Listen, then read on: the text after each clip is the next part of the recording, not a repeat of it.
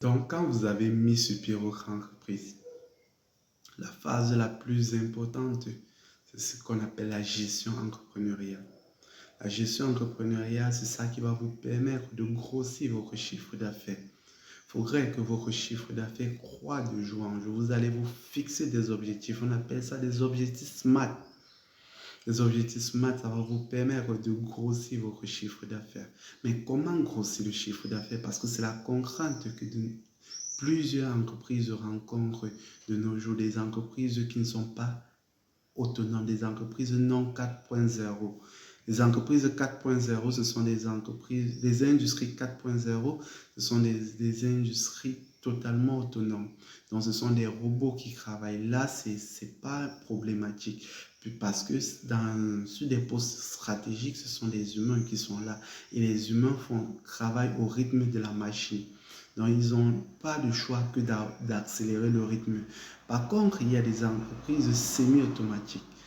Dans ces entreprises semi-automatiques, ce sont des robots plus les humains.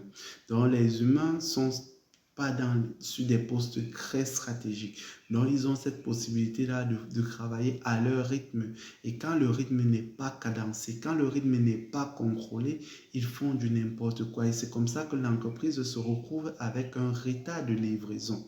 Et là, il y a une méthode qu'on appelle la communication visuelle.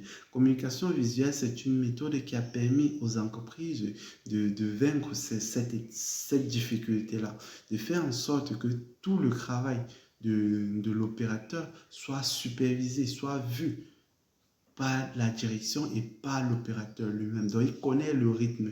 Quand il est en retard de fabrication, il connaît. Quand il regarde juste son écran, il se rend compte en fait que je suis en retard parce que je n'ai pas encore atteint l'objectif qui a été fixé par l'entreprise.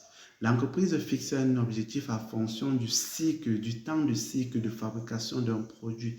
Et là, maintenant, l'entreprise, ça permet de savoir à l'opérateur qu'effectivement, de 8h à 12h, j'ai 100 pièces de produits à fabriquer.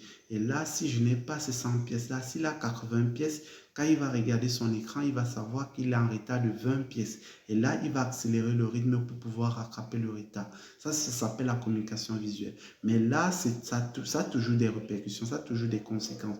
Il y a maintenant une autre étape très productive et qui a fait ses preuves, qui permettent aux entreprises d'augmenter considérablement leur chiffre d'affaires, que je parle dans ma formation. Et